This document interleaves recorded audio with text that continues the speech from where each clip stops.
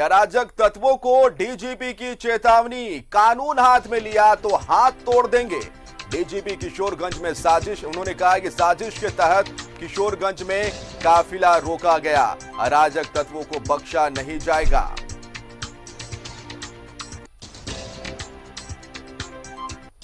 बड़ी खबर, ब्रेकिंग खबर और अहम खबर, अराजक तत्वों को बख्शा नहीं जाएगा, यह कहना है डीजीपी एमवी राव का। कल एक बड़ी घटना किशोरगंज चौक के पास घटी, जहां मुख्यमंत्री हेमंत सोरेन के आरोपी वाहन को कुछ असामाजिक तत्वों के लोगों ने निशाना बनाया। साफ तौर पर डीजीपी एमवी राव की चेतावनी, कानून को आप हाथ में नहीं ले सकते। किसी भी चीज के लिए, कानून व्यवस्था के लिए पुलिस प्रशासन है। कानून हाथ में लेंगे, विधि व्यवस्था में खलल डालेंगे तो हाथ पैर तोड़ देंगे, ये कहना है डीजीपी एमवी राव का।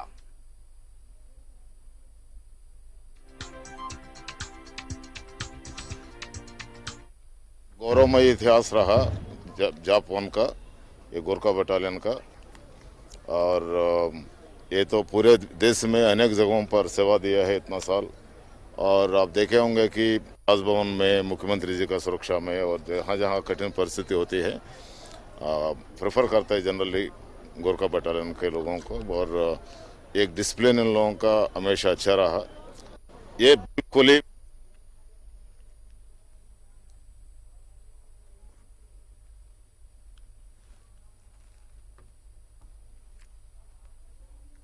तो अराजक तत्वों को डीजीपी एमवी राव की चेतावनी है और साफ तौर पर उन्होंने कहा कि कानून हाथ में लेने वाले बख्शे नहीं जाएंगे। प्रशासन है, पुलिस है, कानून व्यवस्था को मजबूत करने के लिए, आपकी परेशानी, आपकी समस्याओं को सुनने के लिए, और ऐसे में जब आप कानून को हाथ में लेंगे या फिर कानून तोड़ेंगे तो बख्शे नहीं जाएंगे, ये साफ तौर पर कहना है डीजीपी एमवी राव का। अत्यंत कठोर को निपटा जाएगा। मैं एकदम बिल्कुल इसको वार्निंग समझे, कुछ भी समझे, एक को भी नहीं छोड़ा जाएगा। दोबारा अगर कानून अपना हाथ में लेने की कोशिश करेंगे, उसी जगह पर हाथ पैर दिया जाएगा। ये बिल्कुल ही मान्य नहीं है। अत्यंत कठोर को निपटा जाएगा। मैं एकदम बिल्कुल इसको वार्निंग समझे, कुछ भी समझे, एक को भी नहीं छोड़ा जाएगा। ज्यादा जानकारी के लिए सीधा रुख करेंगे अपने सहयोगी इमरान का, जो हमारे साथ फोन लाइन पर। इमरान, कल एक बड़ी घटना किशोरगंज चौक में देखने को मिली, जहां मुख्यमंत्री के आरोपी वाहन को, जो उनको स्कॉट करता आगे चलता है, उस पर कुछ असामाजिक तत्वों ने हमला बोल दिया। और अब इस समय एक बड़ा बयान आया है डीजीपी एमवी राव का। उन्होंने साफ तौर पे कहा कि अगर कानून आप हाथ में लेंगे तो हाथ पैर तोड़ के रख दिया जाएगा, किसी को भी अधिकार नहीं कानून के साथ खिलवाड़ करने का। पूरा जानकारी चाहेंगे।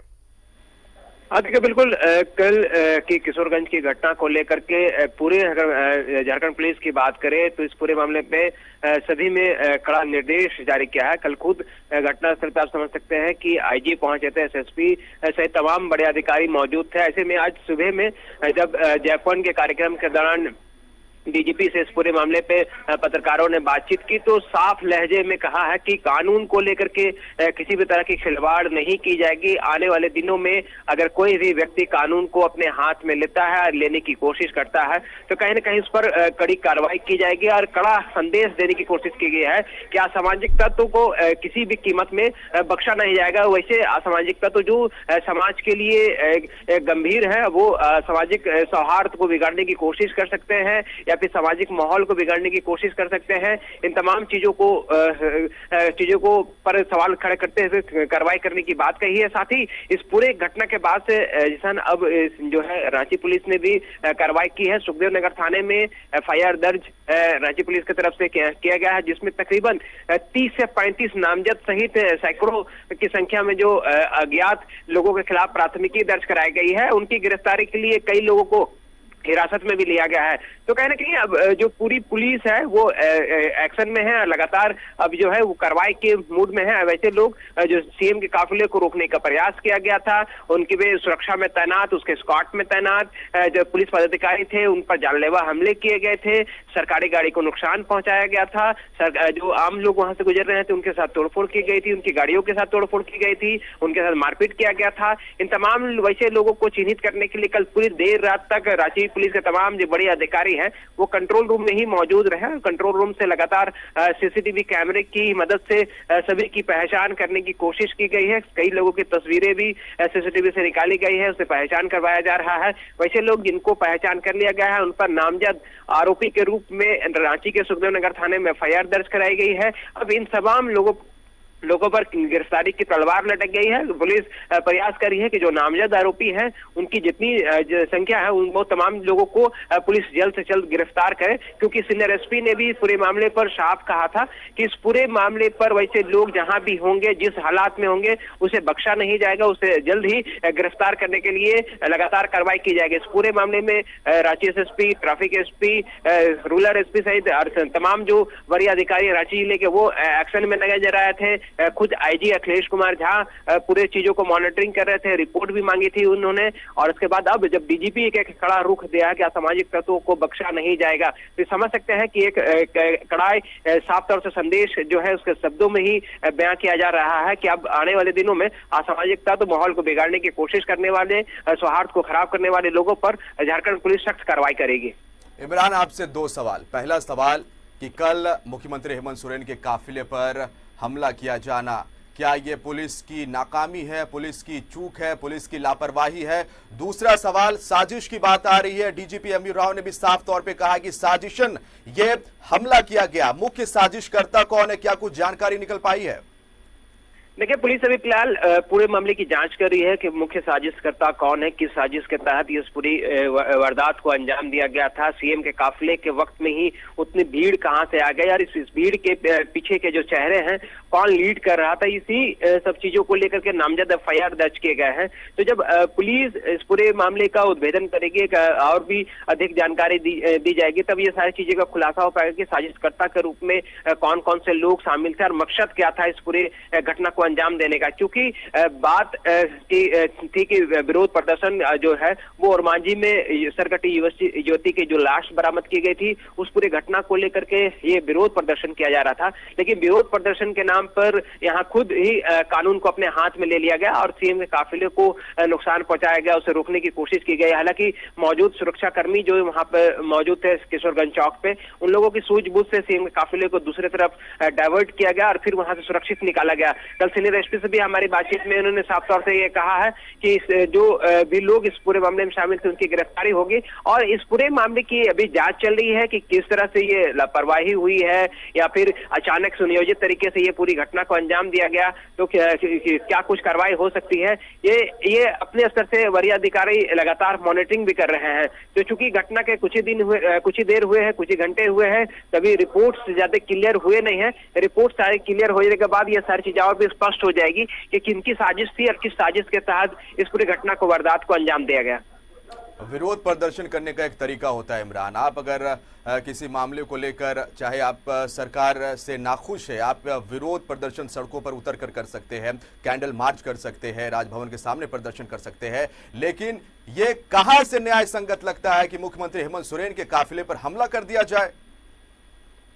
देखिए, बिल्कुल इसी का जो कड़ा रुख जो आप देख सकते हैं कि डीजीपी ने साफ तौर से अपना कड़ा रुख दिखाया है कि ये सभी विरोध प्रदर्शन करने के लिए ये असामाजिक तत्व थे जो कि माहौल, शहर की शांति व्यवस्था को खराब करने के उद्देश्य से वहां पर जुटे थे। सुनियोजित तरीके से ये पूरी एक साजिश के तहत, जो कि डीजी साफ तौर से कह रहे हैं कि साजिश के तहत वहां पर जुटे थे और उसको उन्हीं सभी लोगों के द्वारा घटना को अंजाम दिया गया है। तो जिसान अब इस पे देखना होगा कि किस तरह की कार्रवाई अब की जा सकेगी। क्योंकि मेरी जानकारी में अब तक तकरीबन 30 से 35 लोगों पर नामजद जो है वो एफआईआर दर्ज किए जा चुके हैं। सैकड़ों लोगों पर जो है अज्ञात एफआईआर किए गए हैं। तो अज्ञात तो खैर अपनी जगह है, उनकी पहचान समय समय पर पुलिस करेगी और उसकी गिरफ्तारी की जाएगी। लेकिन जिस तरह से 30 लोगों की संख्या वहां पर चिन्हित की गई है, भीड़ के शक्ल में जो लोग थे उनको चिन्हित किया गया है, तो तमाम लोगों को चिन्हित करते हुए उस पर कार्रवाई करने के लिए कल देर रात तक रांची के विभिन्न थाना क्षेत्रों पर, चाहे वो डेली मार्केट थाना क्षेत्र हो, हिंदपीढ़ी थाना क्षेत्र हो या फिर कोतवाली थाना क्षेत्र हो, सुखदेव नगर थाना क्षेत्र हो, डोरंडा थाना क्षेत्र हो, तमाम जगहों पर छापेमारी की गई है। छापेमारी के दौरान जिन जिन लोगों के नाम सामने आए थे उन लोगों के घरों पर रेड किया गया, लेकिन कई लोग घरों पर मिले हैं, उन लोगों को हिरासत में लिया गया है। कुछ लोगों की अब भी तलाश जो है वो रांची पुलिस के जो वरीय अधिकारी हैं वो करवा रहे हैं। चूंकि अभी छापेमारी चल रही है, अब यार सारी चीजें एक बार में स्पष्ट हो पाएगी और कुछ घंटे बीत जाने के बाद ये और भी सारी चीजें स्पष्ट हो पाएगी कि अब तक इस पूरी घटना में शामिल किन किन लोगों को गिरफ्तार किया गया है या फिर पकड़े गए हैं। ये सारी चीजें कुछ देर के बाद और सारी चीजें स्पष्ट हो पाएगी। तो असामाजिक और अराजक तत्वों की गिरफ्तारी के लिए जगह जगह ये भी तस्वीरें हम देख रहे हैं इमरान की पुलिस बल की तैनाती की गई है, चाहे वो किशोरगंज हो और आसपास का इलाका हो, वहां पर भी काफी संख्या में पुलिस बल की तैनाती की गई है। देखिए बिल्कुल आज पूरे शहर को एक तरह से कहा है तो अलर्ट मोड में रांची पुलिस ने रखा है, क्योंकि कल एक बड़ी घटना को अंजाम दिया गया। एक बड़ी घटना सीएम के काफिले को रोकने की कोशिश की गई, जो कि काफी बड़ी वारदात में से एक है। राज्य के मुखिया हैं, ऐसे में उनकी सुरक्षा पर सवाल खड़े उठते हैं, तो सही न कहीं पुलिस तंत्र पर सवाल खड़े उठते हैं। इसलिए आज पूरे शहर के विभिन्न जगहों पर अगर हम सुरक्षा की बात करें तो अलर्ट पे रखा गया है, चाहे वो किशोरगंज का इलाका हो, हरमो बाईपास का इलाका हो या फिर रांची का खुद हृदय स्थल जो कि है अल्बर्टेका चौक, उस जगह की बात करें तो वहां पर भी सुरक्षा बढ़ाई गई है। उसके अलावा शहर के अन्य प्रमुख स्थल जहां पर अक्सर विरोध प्रदर्शन के स्वरूप लोगों का जुटान होता है, विरोध प्रदर्शन देखने को मिलते हैं, तमाम जगहों पर सुरक्षा व्यवस्था जो है वो कड़ी कर दी गई है। राजभवन के तरफ भी सुरक्षा व्यवस्था बढ़ा दी गई है। तो कहीं ना कहीं शहर को एक तरह से कहें तो अलर्ट मोड में रखा गया है, ताकि अब किसी भी तरह की अप्रिय घटना या फिर विरोध प्रदर्शन के नाम पर कोई और जो घटना है वो शहर पे ना हो। चलिए फिलहाल बहुत बहुत शुक्रिया आपका तमाम जानकारी के लिए। इमरान हमारे साथ फोन लाइन पर तमाम जानकारी दे रहे थे। तो किशोरगंज में साजिश के तहत मुख्यमंत्री हेमंत सोरेन का काफिला रोका गया। साफ तौर पर डीजीपी एमवी राव ने कहा कि जो कानून तोड़ते हैं उनके हाथ पैर तोड़ दिए जाएंगे। किसी को भी कानून के साथ खिलवाड़ करने का राइट नहीं है। किसी भी शख्स को ये राइट नहीं मिला है कि वो कानून के साथ खिलवाड़ करे। उसके लिए पुलिस है, प्रशासन है,